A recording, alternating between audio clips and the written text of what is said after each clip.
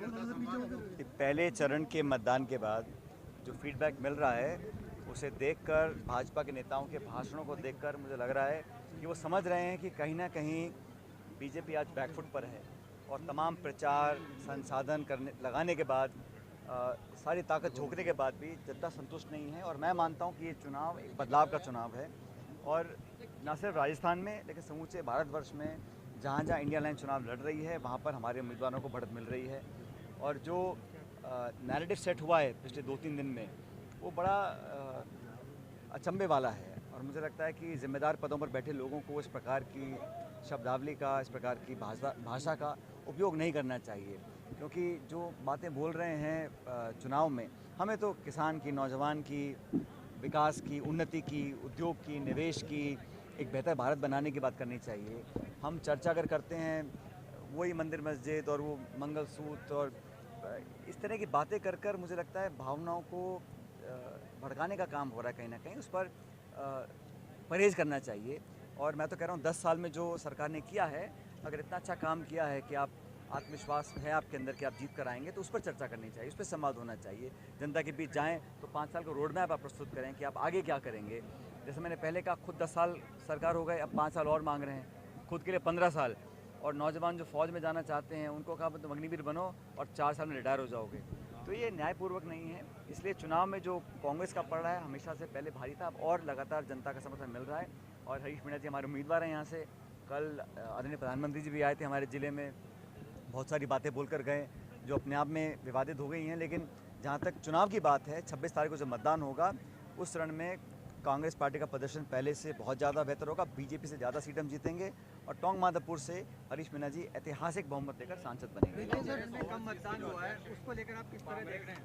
पहले चरण में कम मतदान हुआ, दूसरे चरण को किस तरह देख रहे हैं आप? देखिए, मैं तो चाहता हूँ मतदान ज़्यादा होना चाहिए। किसी भी लोकतंत्र में अगर मताधिकार का लोग इस्तेमाल नहीं करते हैं तो वो ठीक नहीं है। पर गर्मी भी है और मुझे लगता है लोग अब और जागरूक होंगे, लगातार जो अगले चरण आएंगे उसमें मतदान ज़्यादा होना चाहिए।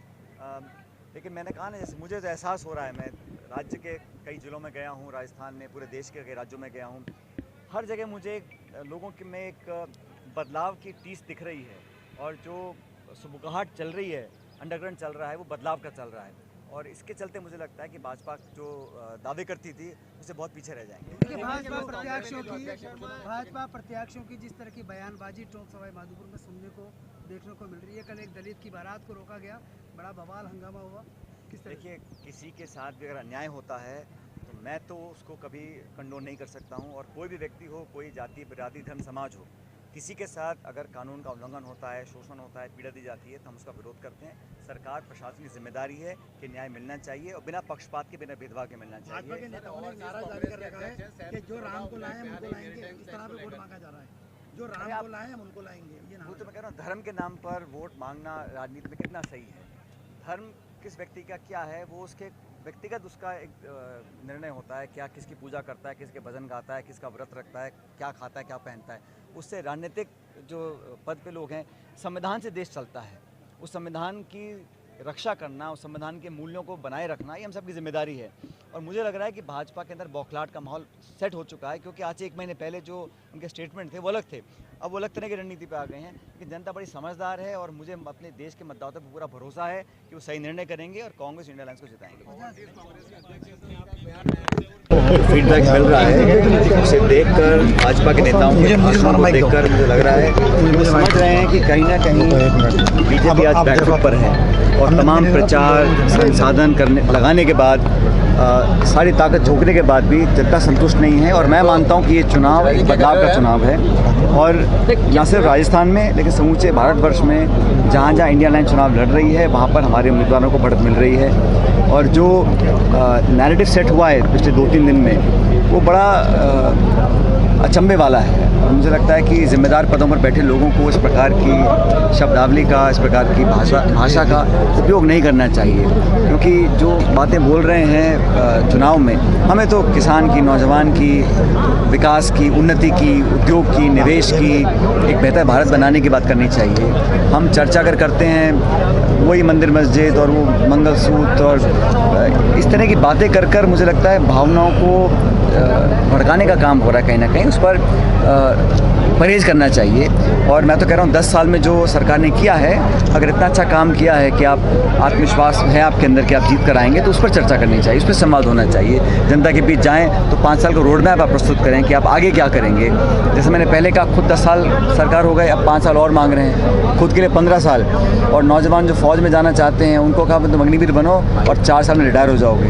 तो ये न्यायपूर्वक नहीं है। इसलिए चुनाव में जो कांग्रेस का पड़ रहा है हमेशा से पहले भारी था, अब और लगातार जनता का समर्थन मिल रहा है। और हरीश मीणा जी हमारे उम्मीदवार हैं यहाँ से। कल आदरणीय प्रधानमंत्री जी भी आए थे हमारे ज़िले में, बहुत सारी बातें बोलकर गए जो अपने आप में विवादित हो गई हैं। लेकिन जहाँ तक चुनाव की बात है, 26 तारीख को जब मतदान होगा उस चरण में कांग्रेस पार्टी का प्रदर्शन पहले से बहुत ज़्यादा बेहतर होगा। बीजेपी से ज़्यादा सीट हम जीतेंगे और टोंक माधवपुर से हरीश मीणा जी ऐतिहासिक बहुमत देकर सांसद बनेंगे। पहले चरण में कम मतदान हुआ है, उसको लेकर आप किस तरह देख रहे हैं? पहले चरण में कम मतदान हुआ, दूसरे चरण को किस तरह देख रहे हैं आप? देखिए, मैं तो चाहता हूँ मतदान ज़्यादा होना चाहिए। किसी भी लोकतंत्र में अगर मताधिकार का लोग इस्तेमाल नहीं करते हैं तो वो ठीक नहीं है। पर गर्मी भी है और मुझे लगता है लोग अब और जागरूक होंगे। लगातार जो अगले चरण आएंगे उसमें मतदान ज़्यादा होना चाहिए। लेकिन मैंने कहा ना, जैसे मुझे तो एहसास हो रहा है, मैं राज्य के कई ज़िलों में गया हूँ, राजस्थान में, पूरे देश के कई राज्यों में गया हूँ। हर जगह मुझे लोगों की में एक बदलाव की टीस दिख रही है और जो सुबगाहट चल रही है, अंडरग्राउंड चल रहा है, वो बदलाव का चल रहा है। और इसके चलते मुझे लगता है कि भाजपा जो दावे करती थी उससे बहुत पीछे रह जाएंगे। देखिए, भाजपा प्रत्याशियों की जिस तरह की बयानबाजी टोंक सवाई माधोपुर में सुनने को देखने को मिल रही है, कल एक दलित की बारात को रोका गया, बड़ा बवाल हंगामा हुआ, किस तरह? देखिए, किसी के साथ भी अगर अन्याय होता है मैं तो उसको कभी कंडोन नहीं कर सकता हूँ। और कोई भी व्यक्ति हो, कोई जाति, बिरादरी, धर्म, समाज हो, किसी के साथ अगर कानून का उल्लंघन होता है, शोषण होता है, पीड़ा दी जाती है तो हम उसका विरोध करते हैं। सरकार प्रशासन की जिम्मेदारी है कि न्याय मिलना चाहिए और बिना पक्षपात के, बिना भेदभाव के मिलना चाहिए। भाजपा के नेताओं ने एक नारा जारी कर रखा है कि जो राम को लाए हम उनको लाएंगे, इस तरह पे वोट मांगा जा रहा है। जो राम को लाए हम उनको लाएंगे, ये नारा। तो मैं कह रहा हूँ, धर्म के नाम पर वोट मांगना राजनीति में कितना सही है। धर्म किस व्यक्ति का क्या है वो उसके व्यक्तिगत उसका एक निर्णय होता है। क्या किसकी पूजा करता है, किसके भजन गाता है, किसका व्रत रखता है, क्या खाता है, क्या पहनता है। उससे राजनीतिक जो पद पे लोग हैं, संविधान से देश चलता है। उस संविधान की रक्षा करना, उस संविधान के मूल्यों को बनाए रखना, ये हम सबकी जिम्मेदारी है। और मुझे लग रहा है कि भाजपा के अंदर बौखलाहट का माहौल सेट हो चुका है, क्योंकि आज से 1 महीने पहले जो उनके स्टेटमेंट थे वो अलग थे, अब वो अलग तरह की रणनीति पे आ गए हैं। कि जनता बड़ी समझदार है और मुझे अपने देश के मतदाताओं पर पूरा भरोसा है कि वो सही निर्णय करेंगे और कांग्रेस इंडिया अलायंस को जिताएंगे।